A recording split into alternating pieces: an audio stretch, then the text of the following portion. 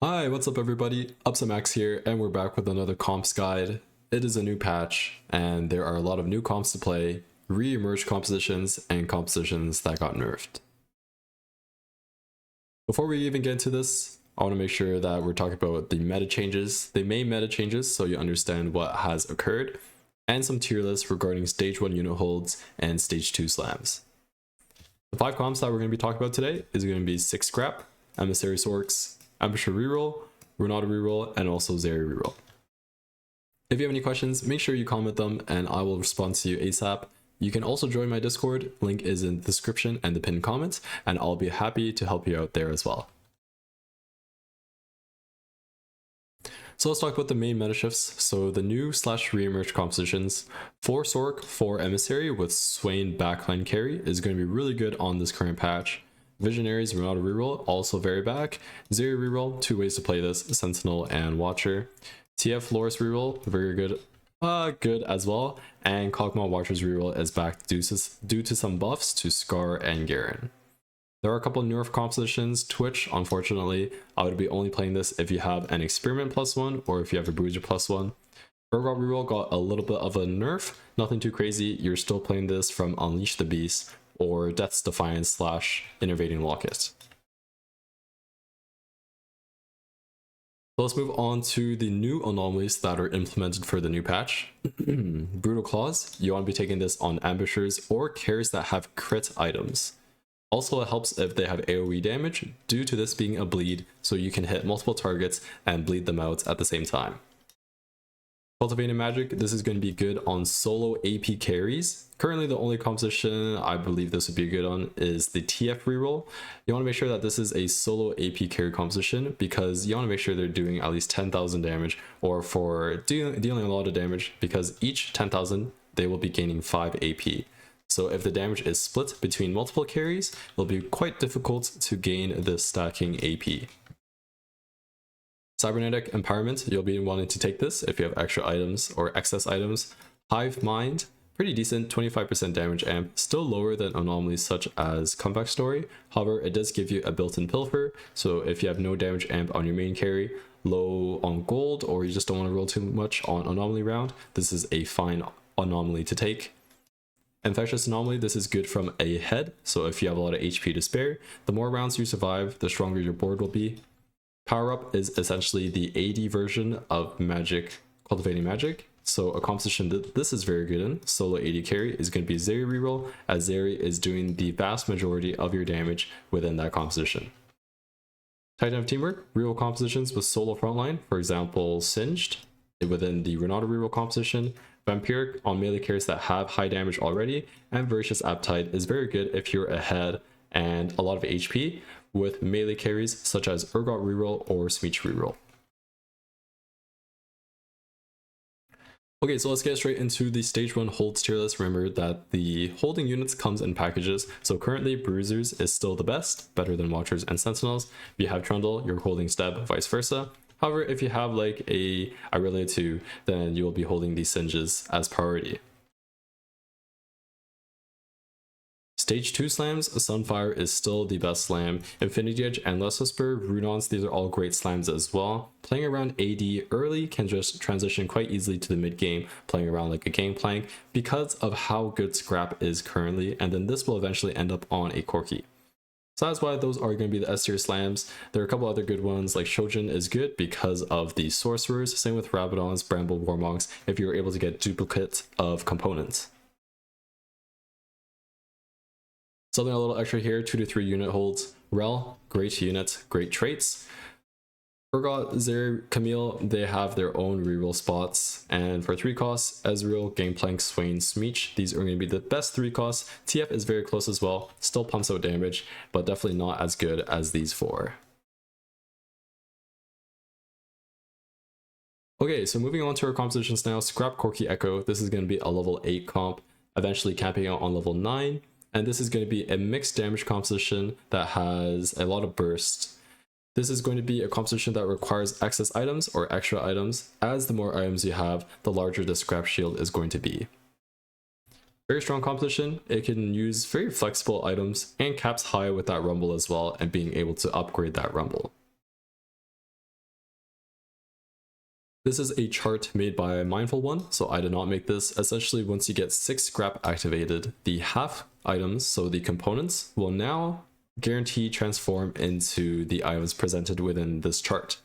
So for example, for Corki and Gangplank, we want to make sure that we are keeping a belt component on them, as this will 100% guarantee transform into the guard breaker. And for Rumble and Ekko, we want to be keeping a tier open, so then this transforms into a Hand of Justice. This is what your level 8 board is going to look like.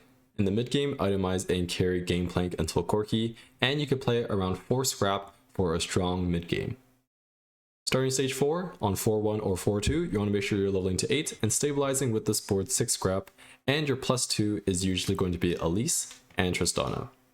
Tristana is going to be much better than Urgot. If you think about Pit Fighter, it gives you Omnivamp, but if Gangplank is getting hit already with his shield gone, he is most likely dead. And the actual Pit Fighter true damage is rather insignificant compared to the attack speed that Tristana will be providing team-wide with her Emissary bonus. Corki best in slot is going to be Infinity Edge for sure. Remember, the vast majority of Corki's damage comes from his actual ability cast, so we want to make sure that it is able to crit. Keep a belt on him, as this will transform into Guard Breaker, and then the very last one is some generic AD item, either Deathblade, Last Whisper, Giant Slayer, or a second Infinity Edge. Ekko itemization, Spark is going to be a great item on Ekko. You want to make sure you're keeping either a tier or a belt component, so tier will go into Hand of Justice, belt will go into Crown Guard, and then some generic AP after such as Crown Guard, Rabadons, BT Titan's Gunblade, and prioritize the Gunblade over the BT, as in this version of Ekko carry, 6 scrap will give him the defenses he need. However, you are lacking a little bit of damage from not playing 5 Ambusher. If you can get heal cut, great. If not, then Shred and Sunder are definitely going to be your priority. The reason why is you're going to be frontlining Powder anyway in this composition and eventually dropping Ziggs for the Rumble. So these 2 units will give you the heal cut that you need, and hopefully they will be hitting the generic area that your Ekko, Corki, and Gangplank are hitting. Okay, so let's move on to augments now. So scrap +1 is going to be quite good. Trade tracker, each emblem counts towards the scrap shield. That is why trade tracker is going to be quite good. Pirate shield will give you the durability guaranteed, as each of these scrap units will be starting the combat with a shield. Buried treasures for a larger shield, and also more items. A movable object, we have no built-in resistances apart from the little bit that we get from 2 Sentinel. And also we are rather clumped anyway, so a movable object does not grief our positioning and gives us the resistances that we need, combined with the scrap shield results in quite effective tankiness. Flexible is the same idea as Trade Tracker. Piercing Lotus allows us to forego the Shred and the Sunder, and top of the scrap heap will give us some, not only some scrap units, but also those items in the mid game. Best in slot anomalies, so you want to be going for the Ekko to evolve or the Corki to evolve. Ekko, Slime Time, Comeback Story, Voracious Appetite if you're ahead, Infectious Anomaly if you're ahead, Hive Mind, Vampiric Infinity, and Brutal Claws are going to be good on him. Corki uses a little bit of different ones. Attack Expert, he still really likes the DA ones, Comeback Story and Hive Mind. Infectious Anomaly for the same idea. Cybernetic Empowerment and Brutal Claws is going to be good on him as well. So that was the scrap board. Let's move on to the Emissary Sorcs now. This is going to be kind of a new composition, or a new way to play this. It is a level 8 composition and is a magic damage fast-paced board. If you do not have a Sorcerer +1, you will be defaulting for Sorcerer for Emissary. If you do have a Sorc +1, either from a Augments, Pan plus Rod, or calling card the Nami, then you will want to be playing the 6 Sorcerer instead and getting that damage reduction. Sorcerer, a little bit of a change here. 8 Sorc removed, and the damage from the target damage reduction has been changed to 6 Sorcerer trait point instead. There are 2 ways you can play this. Let's say we have no Sorc +1. We're still going to be leveling to 8 on 4-2 and rolling down to stabilize. Without a Sorc +1, we are going to be playing this 4 Emissary, 4 Sorcerer board, with Swain being our primary carry, and then Nami holding our excess items such as Heal Cut or Shred. Garen is going to be our main tank, holding items such as Warmogs, Redemption, and then a resistance item or Sunfire, so like Sunfire, Declaw, Bramble, or Gargoyle Stoneplate. If we do have a Sorc +1, this is the board that we're going to be playing instead. As you see here, we have the 6 Sorcerer in now, and we want to be playing Vertical Black Rose with Swain now being melee. So the Swain melee will be holding Spark Gargoyles +1 tank, and the Swain ranged will be holding Shojin, Jewel Gauntlet, and either a Guardbreaker or a Nashor's. Until you hit this LeBlanc, you unfortunately do have to play the Zoe, but as soon as you hit that LeBlanc, you are selling the Zoe and fitting in this LeBlanc for 3 Black Rose and 5 Black Rose here. And ideally, you'll be wanting to play this composition either from AP, Opener, or if you have an early Swain/Conqueror.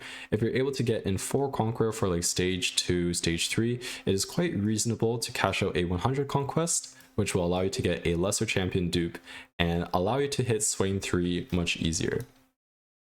Very last thing here, Garen gets a little bit of a AP ratio buff onto his shield, so a little bit tankier of a front line, and we'll take it. Best in slot anomalies to go along with this composition: Piercing Lotus, No More Shred, Mana Flow, 1 or 2, both are fine, Immovable Object, and I'm the carry now. I believe this composition is lacking a little bit of frontline, especially if you don't have at least 2, which is quite a contested unit, so mainly your only tank is going to be Garen. Getting a little bit of extra frontline is good, since we have a plethora of damage.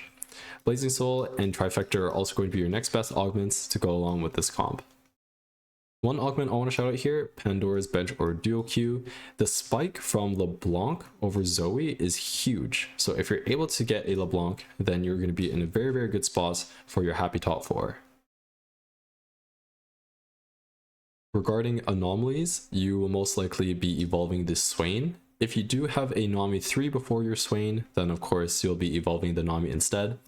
Some sort of damage amp, comeback story, hive mind, some mana as well, so kill streak or nothing wasted. These are going to be the best on these sort of units.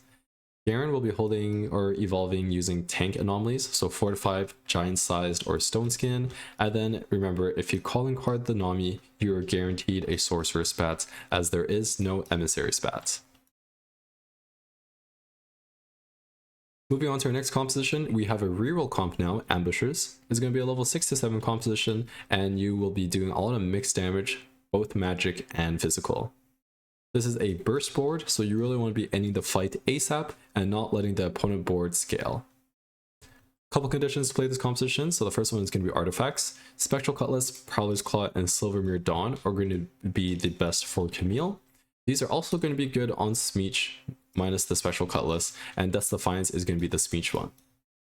If you have Ambusher +1, then you definitely want to play this. This allows you to play 5 Ambusher without the Jinx.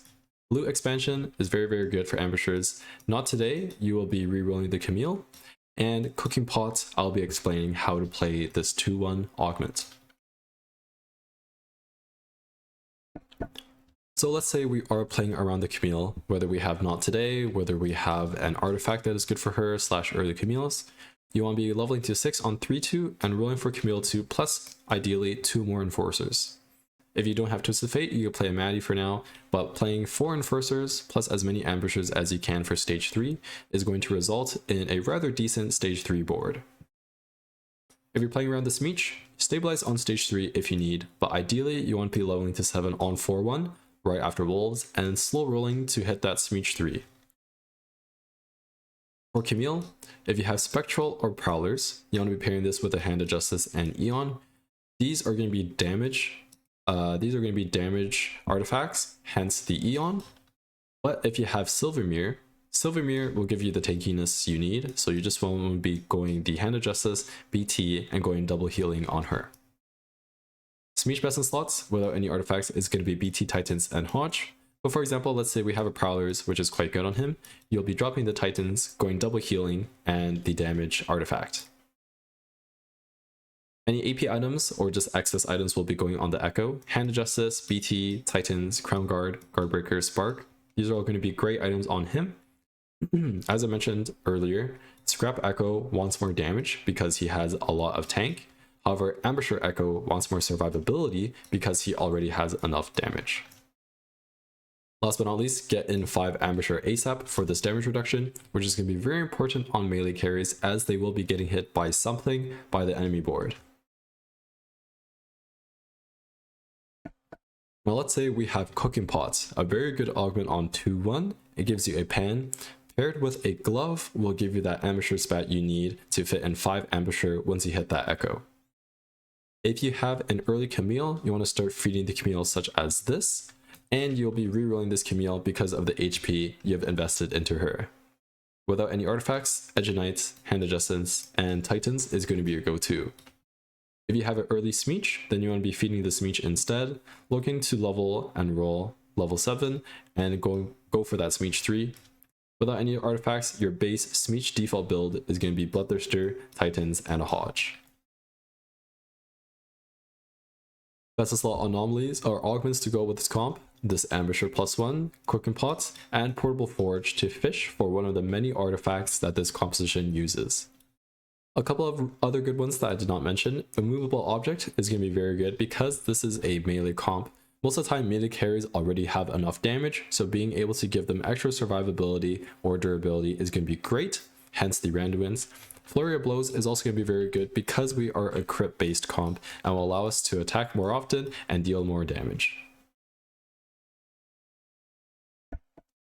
This Anomalies, so the Camille and Smeech Anomalies are quite similar, any DA, just essentially any damage. The one thing is Camille will use Knockout, while Smeech will not due to his mana pool. Ekko uses Diving In, Stone Skin, Vampiric, Comeback Story, Brutal Claws, and also Bulwark as well. One thing to note is you don't want to be taking Bully if you are in a lot of reroll. If your lobby has a lot of reroll players, 18% damage amp is not that great, so you want to scout around, see if there are a lot of other reroll lobbies or reroll players in your lobby, and then decide whether or not to take Bully if you are offered it. Moving on to one of our final compositions for the day, Renata Sentinels. This is going to be a level 46 comp and will be a magic damage scaling comp, so the longer the fight goes, the stronger we will be. Because of the recent changes to Visionary, Visionary +1 is going to be much better than Sentinel +1 in this comp, because at 6 Visionary, now your abilities will be healing an ally for 18% of damage dealt. So this is quite similar to last set's Scholar, and now it is implemented into 6 Visionary. A couple other buffs to our Sentinels here, so Leona 3 will now actually scale with durability, and Loris 3, his ability shield will be a little bit larger.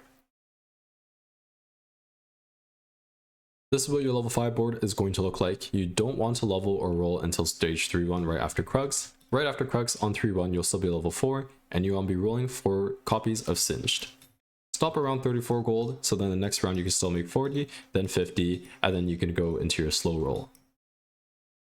Singed best in slots is going to be Gargoyles. This is fine because for the most part we are only going to be playing 4 Sentinel, which I believe is 7 resistances, 75 resistances, so getting Gargoyle is fine. Also we will be positioning like this because you want Singed to be casting as much as possible, so him being solo frontlined will be getting hit first, generating mana. Singed will cast, give the attack speed to Renata.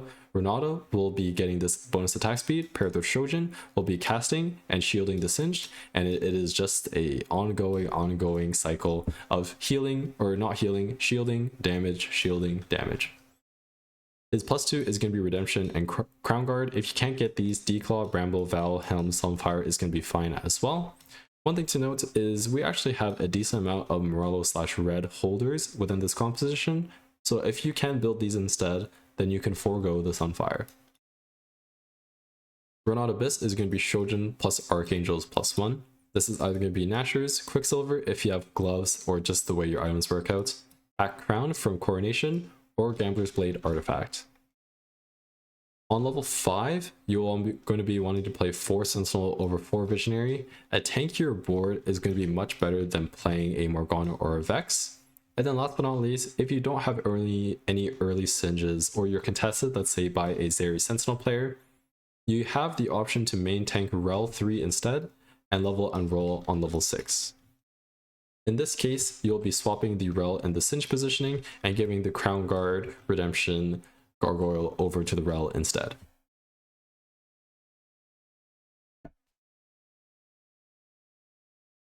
One thing that you can do with this composition is play 3 Chem-Baron early. Let's say you're dropped a Rennie or a Smeeched and you have a Singed Renata.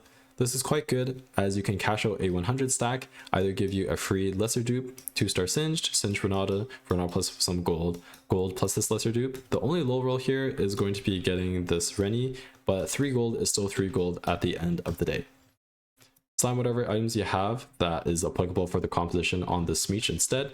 Smeech, even without Ambusher or if you're able to play a Powder, will kill some backline units, especially on stage 2, stage 3, so this is going to be quite good for saving HP.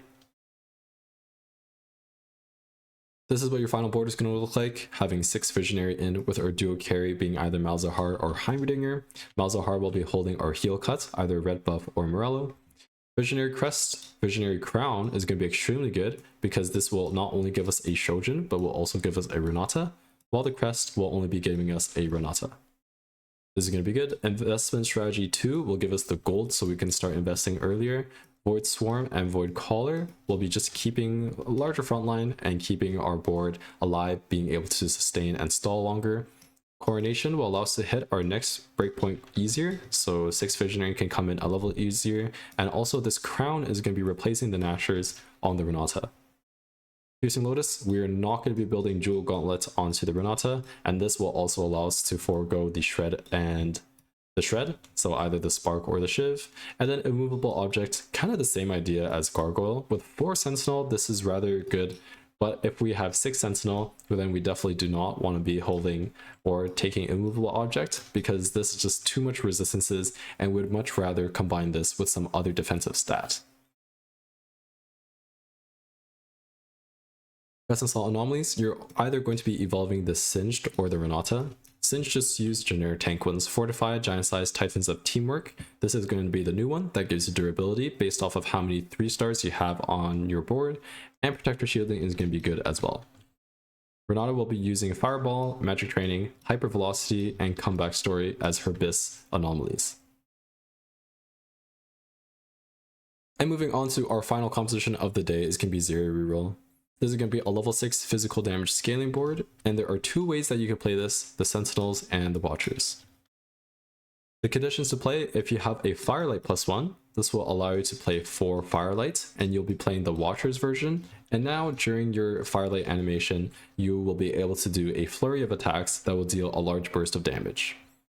Caretaker's Ally, worth the wait 2. Anger Issues is going to be BIS in both versions. And for the Sentinel version, Shop Glitch Starry Night is going to be good. Also, Investment Strategy 2 is fine as well, and if you have the Collector Artifact. So for the Sentinel version, the 2 that you want to look out for is Shop Glitch and Starry Night. For Shop Glitch, you're not going to level at all, you're not even going to roll. Stay level 4 during Krugs, and the shop will roll for you. You want to be staying level 4 here and collecting that Singed 3, any extra copies of Maddie, some Sentinels, and also Zeri. For Starry Night, you're going to level to 6 on 3-2, and this will give you reasonable odds of seeing 2-star unit shops. This will be higher than rolling on 4, or more efficient than rolling on level 4, and more efficient than rolling on level 5. Zeri best of slot in the Sentinel version is going to be Rageblade, Gunblade. If you cannot get the second Rageblade, then you can build Infinity Edge, and if you have the Collector, then you want to be pairing this initial Rageblade with the Collector and an Infinity Edge. Singed is going to be your main tank. You want to be giving him mana items because the faster the Singed casts, the more attack speed Zeri will get initially, and well, not the more attack speed, she'll be getting a steroid of attack speed early and allows her to really ramp up her Rage Blades faster. So Vow, Redemption, even Helm is going to be really good on Singed, plus an additional tank item. Let's say we do have a Firelight +1, now we want to be playing the Watchers version instead. So Zeri BIS in this version is going to be Rageblade, Gunblade, plus this Infinity Edge. This Infinity Edge is going to be important because with the 4 Firelight, as I mentioned, you will now be doing a flurry of attacks during this cast, and the Infinity Edge will allow you to do a large burst of damage. Our main tank is going to be our 3-star Scar, so Vow, Redemption, +1 tank is going to be really good on him. +1 tank, Bramble, Declaw, Sunfire, these are all fine. The Firelight emblem will be going onto the Garen, along with some HP. Anger Issues is still best in slot in this composition, and you'll be either evolving the Scar, Garen with tank anomalies, or damage onto your Zeri. Best install anomalies augments to go with this composition. Firelight +1, of course. Pumping up is going to be good. Something to guarantee your Zeri. Shop glitch, Starry Nights, and investment strategy I discussed as well. This is how you're going to cap out your board with Rumble as your secondary carry, and Caitlyn if you have extra items for her as well. Caitlyn is going to be much better than Maddie, so make sure you make this adjustment unless you have Maddie 3. Best install anomalies, so for Zeri is going to be mini-me's and power up.